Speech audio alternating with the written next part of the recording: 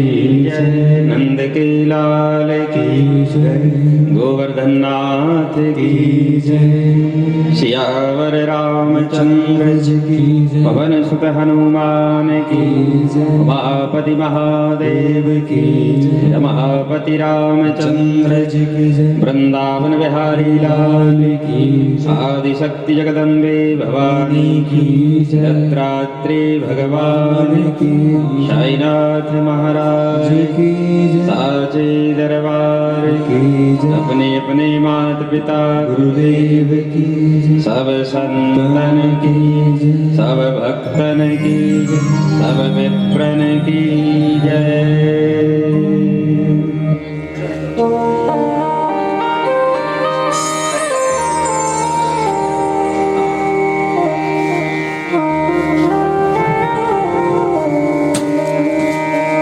कारण करुणा वर्णालय भक्तवांछा कल्पतरु तड़ित विनंदित पीताम्बरधारी बालकृष्ण लाल की वांगमयी प्रतिमूर्ति शब्दमयी प्रतिमूर्ति ज्ञानमयी प्रतिमूर्ति श्रीमद् भागवत महापुराण। प्यारे प्रभु प्रेमियों, भगवान के दिव्य चरित्रों को श्रवण करते हुए एवं भगवान की दिव्य झांकियों को अपने इन नेत्रों से निहारते हुए आज हम श्रीमद् भागवत के पंचम दिवस में प्रवेश कर रहे हैं। हाँ, ऐसा लग ही नहीं रहा भैया कि 6 दिन हो गए हैं। धीरे धीरे मतलब कृपा भगवान की है ना। आज 6वां दिन हो गया। ऐसा लग रहा है काश यदि आज पहला दिन होता है। 6वें दिवस की कथा है। आज भगवान के दिव्य चरित्रों को श्रवण करते हुए हम भगवान के मंगल में विवाह तक आज की कथा को श्रवण करेंगे। और कल भैया आपने कथा में गिरिराज जी का पूजन किया, गिरिराज जी की परिक्रमा का मानसिक फल ग्रहण किया और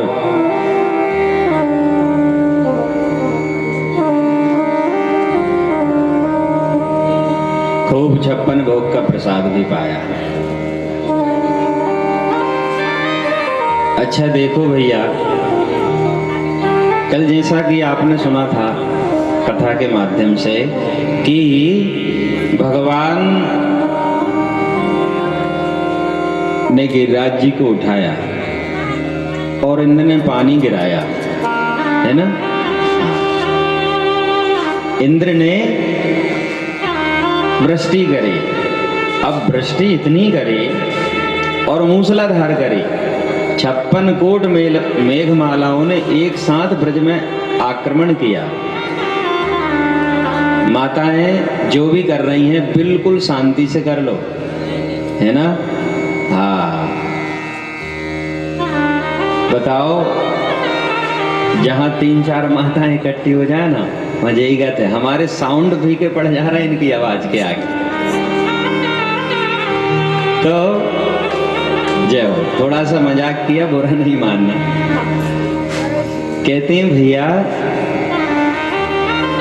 जी जल गया कहाँ है। तो अब जल तो इतनी तेज वृष्टि थी साहब कि प्रलय आ जाए। हाँ, समुद्र के समुद्र उड़ेल दिए, प्रलय। 56 करोड़ मेघमाला इंद्र के पास हैं, सभी आ गई और एक जगह। साहब बड़ा कठिन काम था ना, सोचने वाली बात है। लेकिन चलो ब्रजमंडल पे तो भगवान ने गिरिराज जी को उठा लिया, ये बात भी ठीक है कि छत्र लगा दिया हमने, पंडाल लगा लिया, पानी लेकिन इस पे से गिर के कहीं तो जाएगा, लेकिन कहीं पानी नहीं। तो इसका मतलब ये है कि अगस्त जी महाराज का नाम आप सब जानते हो साहब। हाँ, ये वो ही महाराज जी हैं जिन्होंने 3 बार आचमन करके समुद्र को पी गए थे। ये महात्मा है। हाँ, संध्या कर रहे थे, समुद्र किनारे बैठे थे। अब जैसे ही पल्लर आई तो आचमनी पंचपात्री सब पल्लर में बह गई हैं। कोई कहता है कि एक टिटेरी के बच्चे भी थे और वो टिटेरी के बच्चे पल्लर में बह के अंदर चले गए थे। तो कुछ नहीं करा,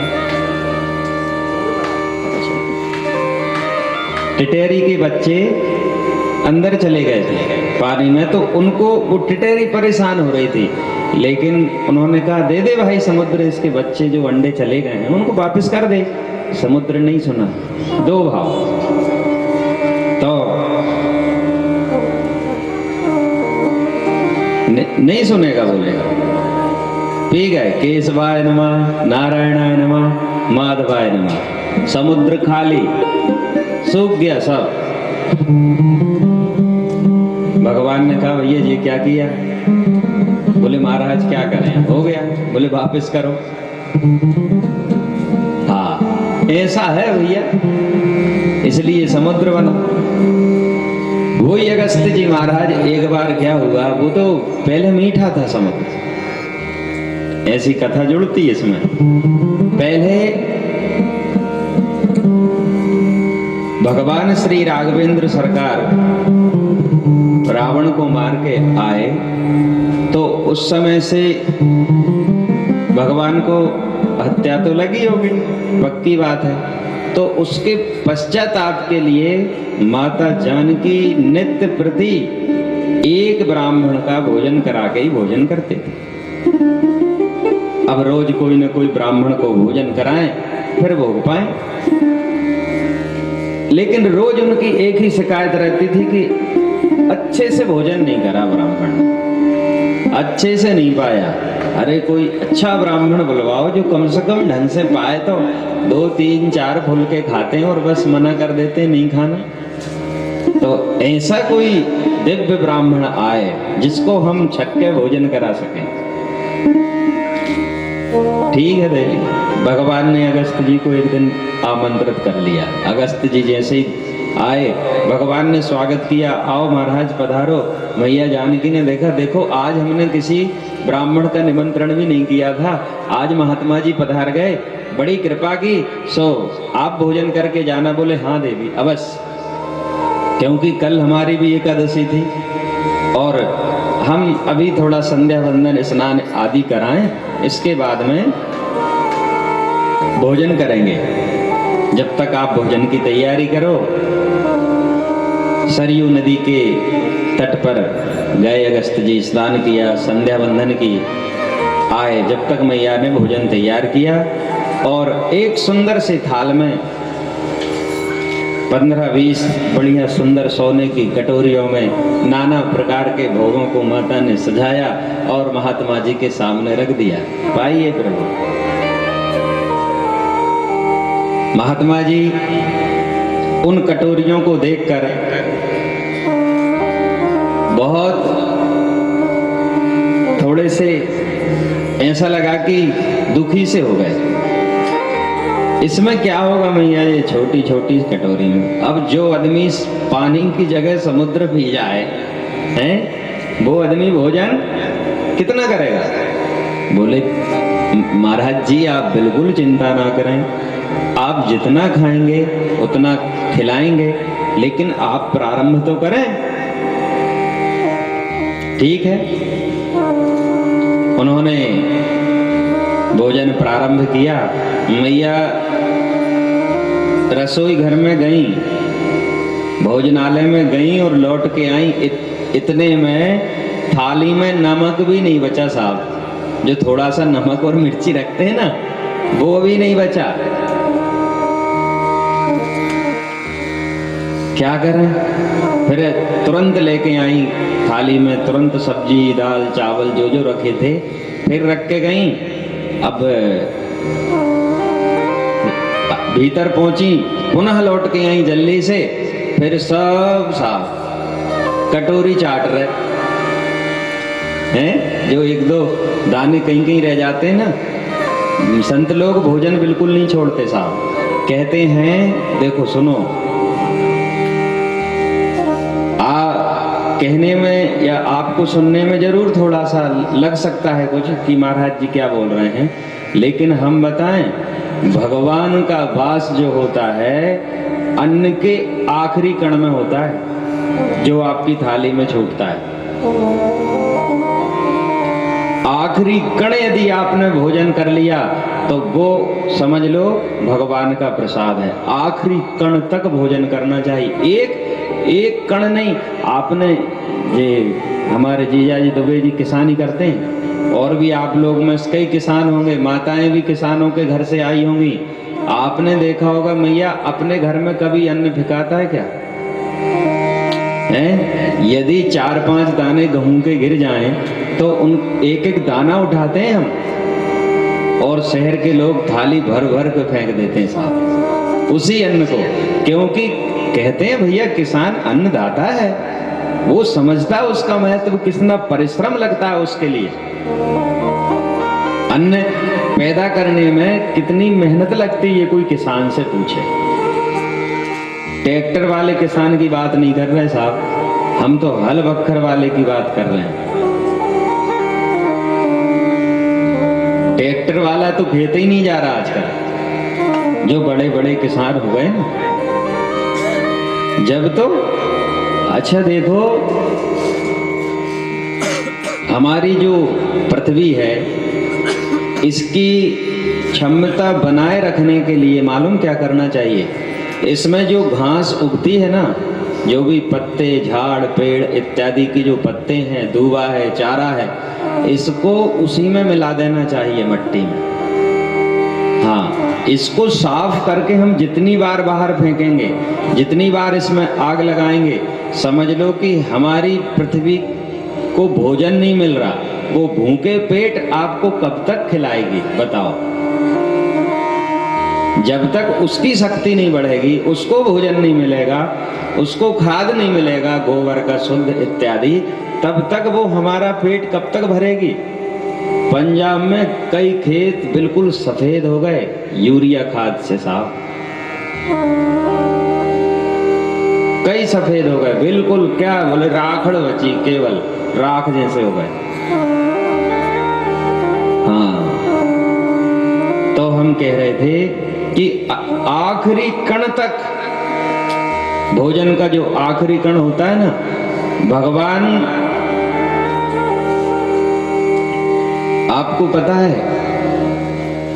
दुर्वासा जी पांडवों के यहाँ पहुंचे, कई संतों को लेकर, जमात की जमात, और दुर्वासा जैसा संत वो किसी को क्षमा करेगा? है, पांडवों के पास पहुंचे तो पांडवों के यहाँ भोजन उस समय नहीं था, कुछ भी नहीं था। अच्छा, वो मटकी में क्या था बताओ? एक दाना,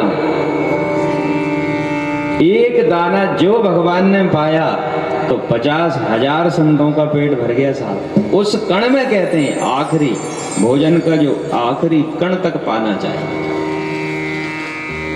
अगस्त जी महाराज यहाँ भोजन पा रहे हैं, और मैया जानकी ला रही हैं।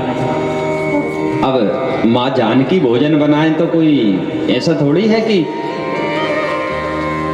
हमारे जैसा बनाएंगे, वो तो पारंबा लक्ष्मी है, कुछ काम उनके इच्छा मात्र से भी होते हैं। मैया फटाफट फटाफट जो चाहती वो बन जाता है, और तुरंत लाला के बड़े बड़े गंजे चढ़ा दिए। फिर तो बोले ज्यादा खाएंगे तो भैया और बड़े बड़े। फिर दिन भर हो गया साहब, दूसरा दिन लग गया, रात्रि भर में मैया परेशान हो गई भोजन कराते कराते, तो रिद्धि सिद्धि को बुलवा लिया। माता रिद्धि सिद्धि आ गई तो भोजन बनाने में थोड़ा सहयोग बढ़ गया, तो और तादाद में भोजन बनने लगा। 3 दिन हो गए, रिद्धि सिद्धि भी हार गई। रिद्धि सिद्धि ने गणपति महाराज को बुला लिया, आओ प्रभु। गणेश जी बढ़िया कांधे पर झारा रख के, झारा कोंचा रख के हलवाई बन के आ रहे हैं। हाँ, गणेश जी महाराज पुड़ी निकाल रहे हैं, रिद्धि सिद्धि बेल रही हैं, मैया जान की तरकारी इत्यादि सब साफ कर रही हैं। बड़ी भारी व्यवस्था उन्होंने तैयार कर ली। बड़े बड़े कढ़ाई चढ़ रहे हैं, बड़े बड़े गंजा चढ़ रहे हैं और भोजन बन रहा है बढ़िया व्यवस्थित। अब जो गंजे सीधे उतरते हैं भट्टी के ऊपर से, हाँ, और सीधा के सीधा ले जाके अगस्त जी महाराज के सामने रख देते हैं। तो वो गंजा उठाते हैं और सीधा मुख में डालते हैं। ऐसा नहीं कर रहे कि पूड़ी के साथ मिला के सब्जी खाएं, ना साहब, दाल के साथ चावल खाएं। हाँ हाँ, समय नहीं है भाई, जल्दी करना है और बहुत सारा भोजन करना, भूख लगी है। भूखा आदमी, तुमने सुना होगा भैया, यदि रूखी रोटी उसकी थाली में रख दो तो वो भी खाने लगता है, सलाद रख दो तो वो भी खाने लगता है, पापड़ रख दो तो वो ही खा गया। वो रास्ता नहीं देखता कि यार सब्जी भी आएगी, ये आएगा तो सब मिला के खाऊंगा। नहीं नहीं, जो हो जाए खा लो। तो ऐसे ही अगस्त जी महाराज थोड़े भूखे थे। अब सज्जनों सब पाए जा रहे, 10 दिन हो गए, 11 दिन हो गए, 15 दिन हो गए, ऐसे ही लगातार। तो मैया जानकी ने हाथ जोड़ के कहा, महात्मा जी जब आधा पेट हो जाए ना तो पानी पी लेने चाहिए। बोले देवी बात मत करो, समय नहीं है, भोजन करने दो, और आधा पेट हो जाएगा ना तो हम खुद ही पानी मांग लेंगे। हे भगवान, 17 दिन हो गए साहब। 17वें दिन भगवान श्री राघवेंद्र सरकार के पास माता जानकी पहुंची और कहा, स्वामी जी कौन से महात्मा हैं, हमारी तो कमर टूट गई, अब नहीं बनता आपसे। बोले रोज तुम ही तो बोलती थी कोई अच्छे से भोजन नहीं करता, कोई अच्छे से भोजन नहीं करता, ले अब कराओ। अरे स्वामी, मेरी इच्छा पूर्ण हुई, बहुत अच्छे भोजन करने वाले महात्मा बुलाए, अब तो कुछ करो। बोले ठीक है, करते हैं कुछ व्यवस्था। तो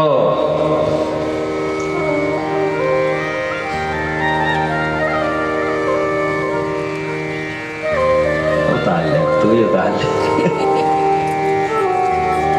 40-50 हो गए, हो गए।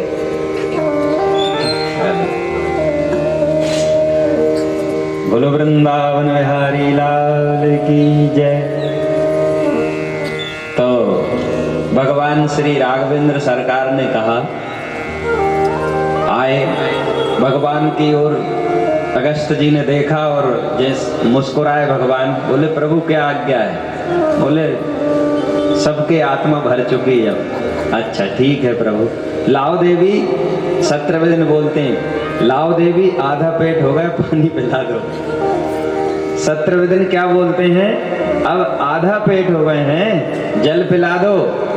माता जानकी ने हाथ जोड़ लिए, हमारी सामर्थ्य नहीं है तुमको जल पिलाने की साहब। भगवान कहते हैं कि द्वापर युग में जब मैं इंद्र का पूजन बंद कराऊंगा और उस समय जब इंद्र क्रोधित होगा और क्रोधित होकर जितनी भी जल वृष्टि करेगा सब महाराज जी वो जल तुम्हारे हिस्से का है, खूब पान करना। आप तो संत हैं, एक समाधि लगाते ही से युग बदल जाएगा। महात्मा अगस्त जी ने भगवान को प्रणाम करके और समाधि में बैठ गए। अब जैसे ही इंद्र ने 56 कोट मेघमालाओं के साथ में ब्रज के ऊपर आक्रमण किया तो भगवान श्री कृष्णचंद्र जी महाराज ने अगस्त जी का ध्यान किया, पधारो महाराज, अब करो कृपा। तो ऐसी ही कृपा भगवान ने की और ऐसी कृपा कुछ हम लोगों के ऊपर भी हो रही साहब, ऐसा लग रहा। देखो अभी 12 बजे तक कैसा मौसम था, हमको तो समझ ही नहीं आ रहा था कि कथा होगी कैसे आज की, पंडाल में बैठेगी कैसे। लेकिन जैसे ही 1 बजते धीरे धीरे तो अपना काम 4 बजे तक बढ़िया बन जाता है, हैं? ये भगवान की कृपा है और भगवान को सबका ख्याल है सज्जनों। हाँ, क्योंकि जो हमारे प्रभु है ना, बिनु पग चलहि सुनहि बिन काना, उनको चलने के लिए पैर की आवश्यकता नहीं है, उनको सुनने के लिए कान की आवश्यकता नहीं है। वो सर्वत्र है, सर्वव्यापी है, सबके हृदय की सुनता है। तो अगस्त जी महाराज ने भोजन किए, इंद्र को पता चला, इंद्र आया, बोले मेरे प्रभु हैं, मैं उनसे माफी मांगूंगा, मैं उनके चरण पकड़ लूंगा, मैंने बहुत बड़ा अपराध किया है। इंद्र आया स्वर्ग से हाथी पे बैठकर, लेकिन जैसे ही ब्रज की सीमा में प्रारंभ हुई, इंद्र तुरंत अपने हाथी से उतरकर ब्रजमंडल की सीमा पर साष्टांग लेटकर उसने ब्रजमंडल की सीमा को प्रणाम किया और धीरे धीरे आगे बढ़ता है और भगवान के पास जाता है और भगवान से प्रार्थना करता है कि हे प्रभु, मैंने बहुत बड़ा अपराध किया है, मुझे क्षमा कीजिए। और कहता है विशुद्ध तत्वं तव धाम शांतम तपोमयं ध्वस्तररजस्तमस्तकं कि मायामयोऽयं गुणप्रवाहो न वेद्यते ते ग्रहणानुबन्धः। आचार्य श्री सुखदेव जी महाराज कहते हैं, परीक्षित, इंद्र ने जब अपनी गलती को माना और गोविंद के चरणों में गिरकर प्रार्थना करता है, आपका श्री विग्रह विशुद्ध तत्वों से परिपूर्ण है, उसमें तमोगुण और रजोगुण का स्पर्श भी नहीं है, रजोगुण और तमोगुण को ध्वस्त करने वाला है। माया से आप जैसा भी रूप धारण करने, लेकिन स्वयं आप कृपा के सागर हो, मैंने ये अनुभव किया है। और क्या कहता है, पिता गुरुस्त्वं जगदामधीशो दुरत्ययः काल उपास्य दंडा हिताय स्वेच्छा तनुभिः समीहसे मानं विधुञ्ज जगदीश मनी नामा। आप कुर्सी रख लो। कहते हैं देवराज इंद्र, बड़ी सुंदर स्तुति कर रहे हैं देवराज इंद्र, कहते हैं जगत के पिता तो केवल आप हो, सबके पिता तो केवल आप हैं, जगत के गुरु तो केवल आप ही हैं श्री कृष्ण। पिता गुरुस्तम जगदामधीशो, इसलिए अर्जुन भी गीता में कहते हैं तुम ही जगत के माता पिता हो, तुम ही चराचर के स्वामी हो। लेकिन प्रभु, आप जैसा कृपालु संसार में और कौन हो सकता है, दूसरा नहीं हो सकता। ऐसो को उदार जग माही बिना सेव जो द्रवहि दीन पर राम सरस को नाही। ऐसो को उदार जग माही। और इंद्र क्या कहता है कि अहो बकीयम स्थन कालकूटम जिघांसयापः विनवे पसाध्वी लोभे गतिं धातृचिन्ता ततोऽन्यं कं वा दयालुं शरणं व्रजेमा। आपने तो ऐसे लोगों को भी क्षमा कर दिया जो आपको विष पिलाने आए थे, पूतना जैसी को। जब आप उसको क्षमा कर सकते हैं प्रभु, तो मेरा अपराध कोई क्षमा योग्य नहीं है, ये मैं जानता हूं। लेकिन प्रभु, आप यदि क्षमा नहीं करेंगे तो मैं कहां जाऊंगा। आप मुझे क्षमा कीजिए। लेकिन भगवान एक ही बात कहते हैं, इंद्र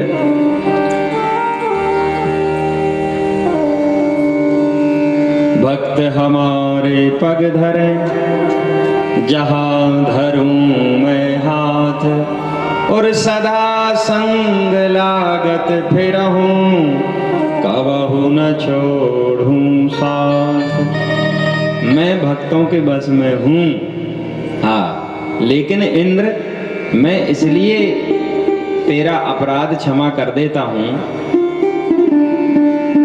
ताकि देखो, ब्रह्मा जी ने 1 वर्ष तक ग्वाल बाल बछड़ों को चुराए।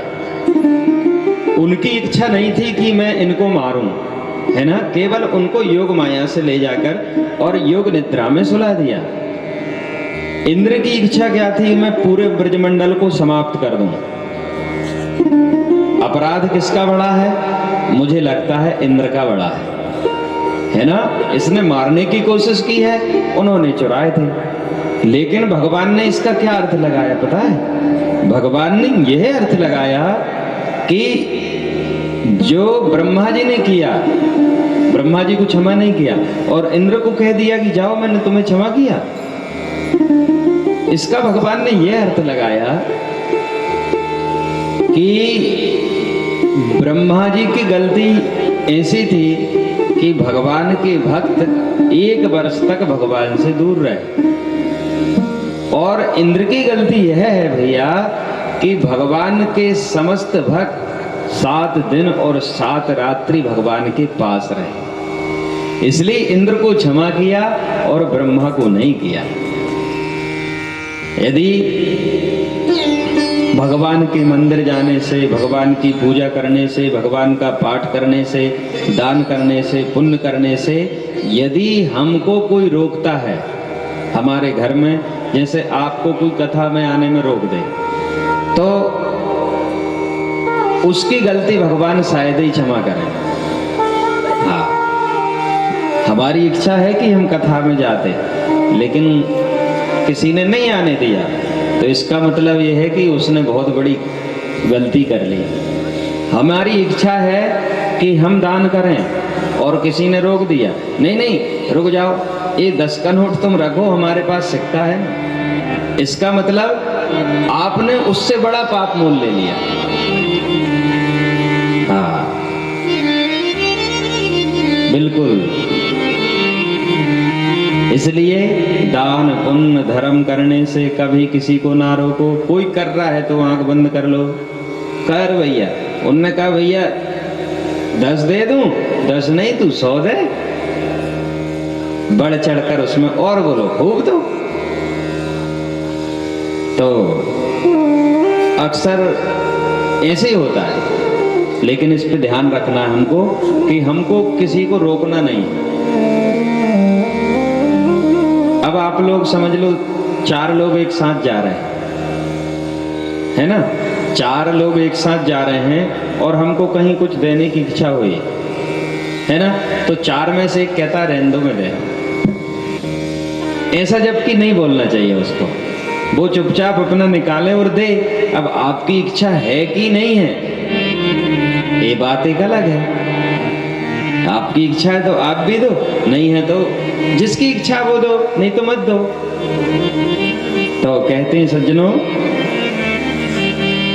भक्त जो है, भगवान जो है वो भक्त के बस में है। एक बड़ी सुंदर कथा याद आती मुझे। अयोध्या में एक ब्राह्मण देवता रहते थे। ये ब्राह्मण देवता जो हैं गुरु वशिष्ठ के परिवार से हैं। हाँ, इनका नाम है उमापति जी महाराज। ये भगवान को जो है शिष्य मानते हैं। बोले हमारे जो गुरु थे, हमारे जो परिवार के थे, जो गुरु वशिष्ठ जी, हम उनके वंशज हैं। उनके चेला राम जी थे, इसलिए हमारे भी चेला राम जी हैं। ऐसा उनके अंदर भाव था। अब उन्होंने एक क्लास भी बना के रखी थी, बोर्ड भी लगा के रखा था, भगवान श्री राम का चित्र भी वहां पर रखा था बाल्यपन का पढ़ने वाला, और उनको नित्य प्रति 1-2 घंटे भगवान को विद्या अध्ययन कराते थे। देखो भाव देखो भैया, हाँ, नित्य प्रति विद्या अध्ययन। और क्या कहते थे, एक छड़ी भी रखते थे, देखो बहुत मार पड़ेगी नहीं पढ़ोगे तो, हाँ राजा के बेटा हो, रोज कहता हूँ कुछ सीख लोगे तो काम पड़ेगा राजनीति में, नहीं तो ऐसे ही गमार के गमार रह जाओगे। ऐसा हो, भगवान को पढ़ाएं उनकी, और अच्छा ठाकुर जी की सेवा भी करें, खूब सेवा करें, पूजन करें, पाठ करें, प्रणाम भी करें, लेकिन क्लास भी लें। हाँ, और मंदिर जाते थे ना, मंदिर भगवान श्री राम के मंदिर जाएं तो पुजारी जी से कहें एक काम करा करो, ये जो जानकी माता है ना, इनके तरफ हम आए तो थोड़ा पर्दा कर दिया करो, ये हमारी बहू लगती है ना, हमारे चेला की पत्नी है, इसलिए ये इनके तरफ थोड़ा पर्दा कर दिया करो ताकि हम अपने चेला को आशीर्वाद दे के जाए। हाँ, और गले में बढ़िया बाजार से एक माला लें सुंदर सी, और अपने गले में पहन के मंदिर जाएं, और भगवान के दर्शन करके और अपने गले की प्रसादी माला उतारें, और पंडित जी से कहें ये हमारे चेले को पहना दो, ये उनके गुरु की प्रसादी माला है। अब धीरे धीरे क्या हुआ भैया कि ये बात अयोध्या में बहुत फैल गई। हाँ, कि वो उमापति जी आते हैं और भगवान को उत्तरी माला पहनाते हैं। ये क्या नाटक है, बोले थे तो थे जब वशिष्ठ जी, अब तो नहीं करना चाहिए ऐसा जी, गलत है, प्रभु राम के उत्तरी हुई माला पहनाते हैं।